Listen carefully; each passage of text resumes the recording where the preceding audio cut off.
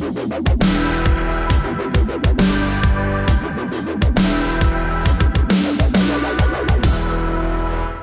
are you at reading people? Well, a recent study published in the New York Times says that you may not be as good as you think you are. Hi, this is Scott Ott with Bill Whittle and Stephen Green, and this is Right Angle at BillWhittle.com, brought to you by the members thereof. Well, here's the idea. We seem to think that if we sit down face to face and conduct an interview with somebody, that we'll get a better sense of who they are than if we just look at their resume, for example. But a Yale University professor conducted several studies with students primarily, and what he found was that the students were unable to better predict future success by actually sitting down face to face with somebody. In fact, they weren't as good as if they just looked at their GPA and their school experience. They were actually better when they had no direct contact. It gets even weirder than this, though, guys, because he found that if the interviewee were instructed to give random answers to questions that were just yes, no questions or this or that questions, that the person doing the interview still thought they got a really good handle on who that person was and could predict how successful they'd be in the future, even though the information was essentially, as the scientists would say, stochastic. So there was no real basis for that story. But here's the money graph, I think, in this story. And I want you all to react to this because I think it affects how we view the news, how we think about policy, how we view candidates for office, and so many other things in our life. This paragraph says, quote, "The key psychological insight here is that people have no trouble turning any information into a coherent narrative. This is true when the information is incorrect, and this is true when the information is random. People can't help seeing signals even in the noise." Now, Bill Whittle, you've made an entire career of trying to cut through the noise and issue a clear signal. Does it disturb you that the people who are watching your material online may very well be unable not only to detect when information is incorrect, but even to think that they're doing a great job of understanding something when the information is sort of randomly correct or incorrect? Well, fortunately, if they're watching my videos, they don't have to worry about it being incorrect. So at least there's that they can relax on. No, human beings are superb at what we do, and our primary ability that separates us from the rest of the animals is the ability to detect patterns. Actual intelligence rather than intellectualism is the ability to go into a situation that you've never been in before and use what's lying there in the environment to construct a picture of what might happen in the future. That's essentially what it is. And we're very, very good at this. I guess it's not much of a secret here in my Star Trek paradise that I'm a bit of a nerd about these things. But back when I was playing role-playing games, you would roll up each one of your statistics. You'd roll for strength, dexterity, intelligence, education, and all the rest. And sometimes you'd have a person who had like a really, really high intelligence roll, but a very, very low education roll. And you'd want to just throw that away. But what they were basically saying in the games was, make sense out of it. Make sense out of it. You got a very intelligent person with a very low education. What would that person's background be? You could do this with any combination of attributes. You got a guy with very, very good constitution, but very, very low strength. And you would have to find a way to tell a backstory that justified this completely random information and picture. But Bill, in the real world, isn't there a danger that you actually will come up with a story when in fact there may be no story, or the story may be quite the contrary of the one that you've conjured up because your brain has to put a story together? No, absolutely. And this is kind of where I was going with it. This is why people like Michael Moore, and specifically, I think, people like the 9/11 conspiracy guys have the traction that they do. What they're basically doing is they're looking at a situation, let's take 9/11, where you have maybe 10,000 data points, and they're picking 50. And then they're arranging those 50 in a specific order, but what they're really doing, Scott, is they're excluding all the other 9,950. That's what they're doing. They're excluding anything that might take you off of the story. And as I like to say, if you've got an entire table full of dots, you can connect the dots to make any damn thing you want to, but you got to ignore the other dots.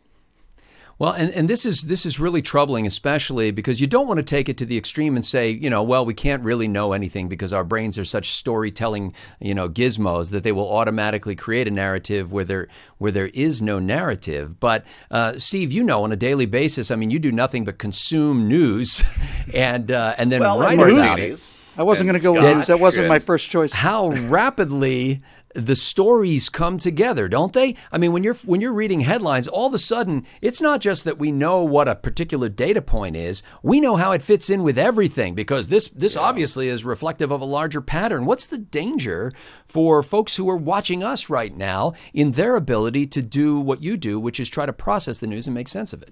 Let me answer this question sort of backwards. I want to explain why it's not a danger first. It's a crazy world, isn't it? Especially to those of us who read the news all the time. It's a really crazy world. And I would wager that it is beneficial to us as a species if, even if just in our minds, we're able to impose some kind of order on the chaos that we see in front of us every day. And I don't think that makes a difference whether you're a hunter-gatherer 5,000 years ago, or if you are sitting at the pinnacle of 21st century civilization right here at my desk. In either case, we have this need, this survival-based need, I think, to impose some kind of order on the chaos. Now, you talk about this in a job interview, and that's fine, because you know what? People are unpredictable. You may have hired the wrong person for the job based on some chaotic answers in their interview. But in the world of business, that thrives on change, on innovation, on the unexpected. And so maybe putting the wrong person in the right job turns out to be the right person in the right job, because they're the ones crazy enough to come up with that new innovation, that cost-saving process, that product that nobody had ever dreamed of before. The danger, though, since you wanted to know about that, is when we talk about government trying to impose that order. Because, look, I think the dirtiest word in the English language, and I'm only half kidding here, is policy. It's just, it's a terrible word. It's the idea that somebody in Washington can come up with the perfect policy to impose order on this chaos of 320 million Americans, each with their own ideas of the best way to live, the best way to have fun, the best relationships to have, the best way to raise and educate our children. All of these things cannot be imposed from the chaos that is Washington, because then that innovative spark, that freedom to do things, that is squashed out. So don't worry about getting the wrong thing in business. As Bill said in your previous segment this week, we tried and failed at 15 things before he succeeded. Give people the opportunity to do that, and they'll surprise you in the best ways. Well, this whole study got going, by the way, because the professor who designed it had a friend who went to a job interview, and she was so excited about the potential to get the job that she showed up 5 minutes early. She was escorted in there. She gave terrific answers to the interview, and after she left, she wound up getting hired. But the group of people who were doing the interview talked to each other and marveled that she had so kept her cool during the course of that interview. After all, she was 25 minutes late to the interview. And so they hired her on the basis of how cool she was, because she was 25 minutes late and never let on and just conducted herself with aplomb. Meanwhile, she thought she was 5 minutes early because somebody had given her the wrong time for the interview. And so I think what it all comes down to, in a way, is a couple of things. Number one, for us not to reach snap judgments based on momentary information. And number two, to go back to first principles of asking questions before we draw conclusions. And I think that's the problem, because we've already written the major stories in our life. And so instead of going back to first principles and initial questions that a reporter arriving on the scene of an accident might ask, we jump right to the story and say, how does this bit of information fit into the existing narrative? Because I don't want to have to reconstruct the whole story. Now, that's really useful if you're running away from a saber-toothed tiger and you say, well, gee, I don't have to make up a new story about anything with fangs. I'm just running away. But I think if we start, when we read the news, if we start and say, like Bill indicated, what is the missing information here? What are we not hearing about? What's between the lines? Literally reading between the lines of the stories. And I think some of the best things that we can do as believers in liberty is to be able to be accurate in how we convey information. And I mean, the three of us, as well as all our viewers, instead of leaping right into the melee and saying, okay, let's start battling around this narrative, let's step back and see if maybe there's a different story here than the one we've already been told. For Bill Whittle, Stephen Green, and the Right Angle team at BillWhittle.com, I'm Scott Ott. Thanks to the members at BillWhittle.com. You're the ones that make this happen. Please spread the word, spread the love.